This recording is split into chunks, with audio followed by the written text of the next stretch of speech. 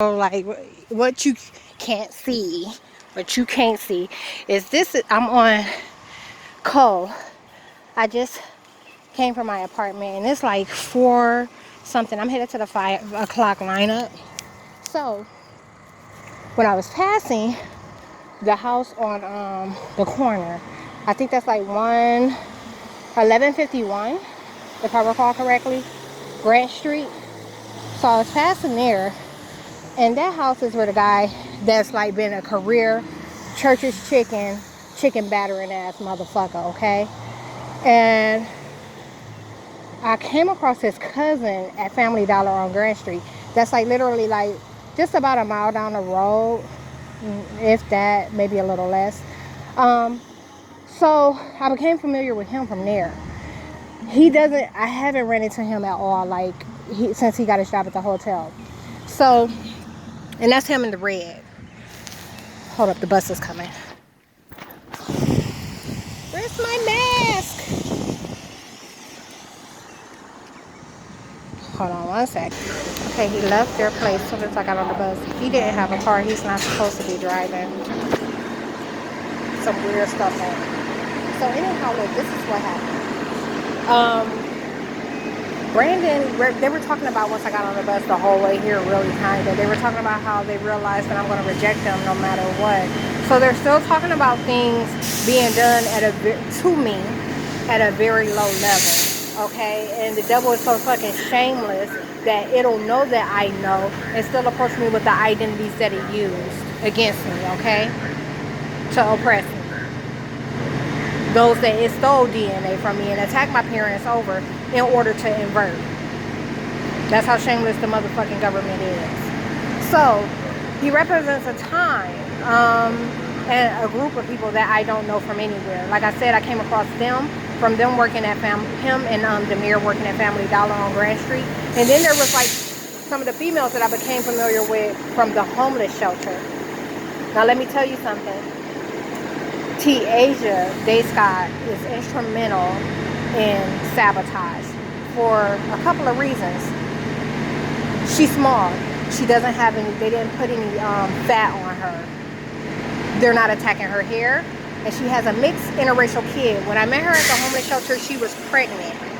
So she ended up having a baby like by a guy that she, you know, like he treated her like shit. But like I said, she was instrumental in Sabotage. So this demon, you know, is receiving all this intel, and it's like, oh, I'll be able to like do this, do that, and they completely changed it. This is someone who couldn't fend for itself, is now able to handle its own affairs and others. When they say, you know, those the most irresponsible are getting pregnant and, you know, faced with becoming parents, they say that they'll just come into themselves because they know that the government, the demons will change you. Okay? They'll change you in order to use you. So that's why they say it'll all come natural to you. And, you know, they have a lot of covert terms that seem like they're innocent and endearing, but there's a lot of secret behind it. These are seeds. So she was a seed. She was a demon seed meant to be used. And they found that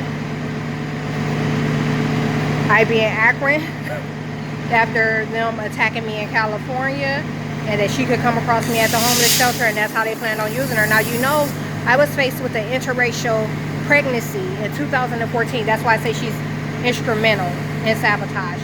Since she went through with the pregnancy and she had it, they have something that suggests this.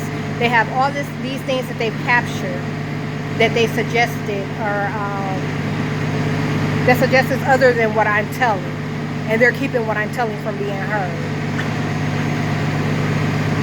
So she's carrying on. She's not on the bus anymore.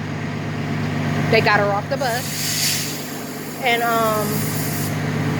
they got her a job and some other stuff, but they completely changed her. You get what I'm saying? And that's how they're suggesting that that's one of many ways that they're suggesting this is not being done to me. Now, the thing with parallel reality is it plays out every possible scenario. So that's like, I'd never be an addict because I never do drugs. But, you know, in every possible scenario, they're applying my, a portion of my problem solving in every situation, and that's how they're inverting these identities. And in order to do it, they're acting like I know these folks that I don't know. So you can imagine what my mom's life was like growing up. You can imagine what her mom's life was like growing up. I told you my grandmother, she had a full set of dentures when I was a kid. They killed her brother because they were afraid of him, you know, and the others were just kind of compliant. You know, she was a fighter. She protected her sister. Most of her brothers, the other two, I believe, were in New York. And that killing took place when he was younger in Alabama, if I recall correctly. If not Alabama, it was Sparta, Georgia. But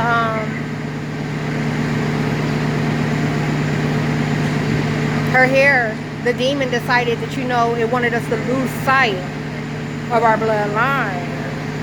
You know, so it was making all these changes. So these were things that would be unfamiliar. So if my grandmother had hair down her back, and that's something that they didn't want me to look at and identify as a characteristic that's supposed to be in my family, but you know what I'm saying, like, the demon cut it off.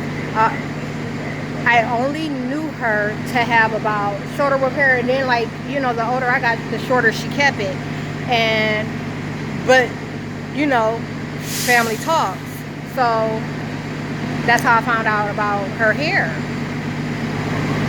And it was kind of being applied to her sister's side of the family.